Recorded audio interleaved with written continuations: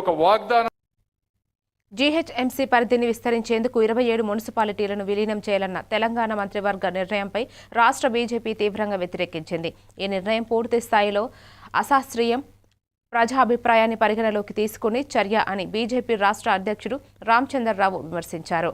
మజ్లిస్కు లాభం చేకూర్చేలా కాంగ్రెస్ ప్రభుత్వం ప్రయోజనాల కోసం ఈ విలీనాన్ని తీసుకువచ్చిందని ఆయన ఆరోపించారు. ప్రజాప్రతినిధులు, స్థానిక సంస్థల, పౌర సంఘాలతో ఎలాంటి సంప్రదింపులు జరపకుండానే ఇలాంటి కీలక నిర్ణయం తీసుకోవడం ప్రజాస్వామ్య విలువలకు విరుద్ధమని పేర్కొన్నారు. జీహెచ్ఎంసీకి ప్రస్తుతం ఉన్న పరిధిలోనే అభివృద్ధి తక్కువగా ఉండగా మరో 27 మున్సిపాలిటీలను కలుపుకుంటే పరిపాలన ఒత్తిడి పెరిగి చిన్న మున్సిపాలిటీలు గ్రేటర్ రాజకీయాలను బలి అవుతాయని హెచ్చరించారు. నష్టం ఏతుందో ఈ ప్రాంతంలో ఇది అందరూ కూడా వ్యతిరేకిస్తూ ఉన్నారు, ప్రజలు వ్యతిరేకిస్తున్నారు.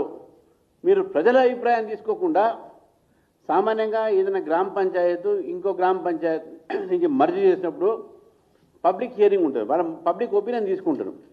ఒక భాగం వాళ్ళకు దారహస్తం చేసేటట్టుగా అవకాశాలు ఎక్కువగానే వాళ్ళ ప్రజల మీదనే మీరు చేసేటట్టు స్పష్టంగా కనబడతా ఉంది. మజ్లీస్ పార్టీకు మీరు చేసేటటువంటి ఏంటంటే ఒక ప్రాంతాన్ని తీసుకొచ్చి వారి చేతుల్లో పెట్టి మేయర్ వాళ్ళు ఉండేటట్టు, మీరు మిగతా ప్రాంతాల్లో వాళ్ళకి సపోర్ట్ చేసేటట్టు ఈ యొక్క పన్నాగం చేసినట్టు స్పష్టంగా కనబడుతుంది. ఇక పొలిటికల్ మ్యానిఫైట్స్, పొలిటికల్ ఇంటెన్షన్స్ మీ ఉన్నాయి దీనిలో. ఎవరు కూడా మంచి జరిగేది కాదు. ఇది హాయిగా చిన్న చిన్న పన్ను కట్టుకుంటున్నారు.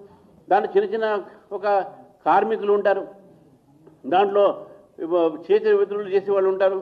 ఇప్పుడు అందరూ కూడా కార్పొరేషన్ రాగానే లాస్ అప్లై కాగానే అన్నీ పెరిగిపోతూ ఉంటాయి.